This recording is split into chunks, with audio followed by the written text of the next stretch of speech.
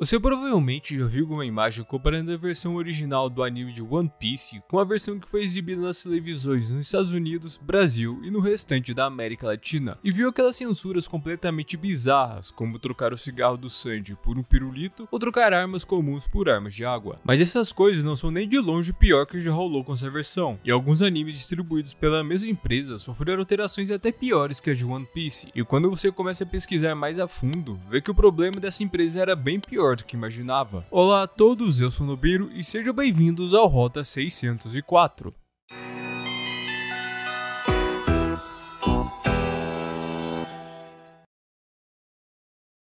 Nos anos 2000, tivemos a chegada de muitos novos animes no ocidente, e eles já estavam crescendo bastante em popularidade. A gente tinha na TV Naruto, Yu-Gi-Oh!, Sonic X, Zatch Bell, One Piece e vários outros, mas eles ainda não eram vistos como animes, pelo menos para a maioria das pessoas, e sim só como desenhos. Essa diferenciação só veio ficar mais clara recentemente, com eles ficando mais populares graças à internet. Isso de certa forma gerava um choque, porque tinha uma diferença cultural em como as animações eram vistas aqui no ocidente e como eram vistas no Japão. Nos desenhos ocidentais, era comum se reduzir a violência e não entrar em certos temas, porque esse tipo de mídia, em sua maioria, era feito para as crianças. Já no caso dos animes, eles não se incomodavam tanto em mostrar sangue e armas e outras coisas que deixariam muitos pais aqui no Brasil de cabelo em pé.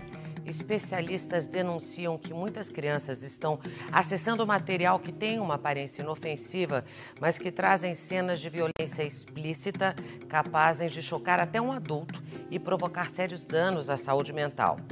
Por isso a gente pergunta, você sabe exatamente o que os seus filhos andam assistindo quando passam horas trancados no quarto? Então, quando os animes eram importados, era comum que eles fossem censurados e adaptados para outra audiência. Só que uma empresa chamada 4Kids conseguiu passar dos limites. Ela não apenas censurou, mas como fez isso de uma maneira muito tosca, como retirando armas e deixando só o dedo dos personagens apontando ou trocando um cigarro por um pirulito. Além disso, vendo que os gringos falam, as dublagens eram muito ruins e exageradamente infantilizadas. Mas quem dera o problema fosse só censura e dublagem ruim. Outra coisa que a 4Kids fazia era editar os episódios de uma maneira que ela achava que ia ficar melhor pro público, mas que no fim mais atrapalhava do que ajudava. Você já deve ter visto que ela supostamente censurou a boca do Luffy em um episódio de One Piece, o que ninguém entende o porquê, mas na verdade isso é só um frame de uma parte que eles simplesmente animaram a boca abrindo e fechando numa cena onde não tinha isso e ficou um negócio horrível. Como se esse tipo de modificação não bastasse, eles simplesmente descartavam certos episódios dos animes para encurtar eles, e isso deixava uma galera bem irritada. Como desculpa, a empresa dizia que esses episódios sairiam em DVD para os fãs que queriam assistir. Só que eles não lançavam os DVDs cobrindo muitos episódios, então no fim dava na mesma. Essas coisas já estragavam a imagem da 4Kids com os fãs de anime. Mas para piorar, o CEO da empresa vinha a público em entrevistas ou em eventos e falava várias coisas que deixava a galera ainda mais pistola. Uma das coisas ditas por ele em um evento é que mangás e animes estavam morrendo no próprio Japão, e ele já dava a indústria como praticamente morta, o que algumas pessoas que já estavam com ele no palco já apontaram como um erro, e que hoje em dia a gente já sabe que isso não só não aconteceu, como os mangás e animes cresceram ainda mais, se tornando muito populares fora do Japão. Apesar desses problemas, eu acho injusto não tentar olhar um pouco pelo lado da 4Kids e também tentar entender o que pode ter rolado na hora da aquisição dos direitos dos animes. Algo que eu vi no canal Vício Nerd é que um dos diretores da 4Kids em 2010 disse em uma entrevista ao Anime News Network que ele não tinha certeza do que havia acontecido na época da aquisição de One Piece, mas que haviam chances de que a intenção não fosse adquiri-lo, mas que talvez ele tenha vindo em um pacote de animes que a Toei jogou para a empresa, como se ela estivesse tentando forçar a distribuição do anime nos Estados Unidos. Só que isso é mais uma especulação, já que o diretor ainda não estava na empresa na época. Mas seja isso culpa da Toei ou da 4Kids, uma coisa fica clara, é que na época eles tinham uma visão limitada de mercado.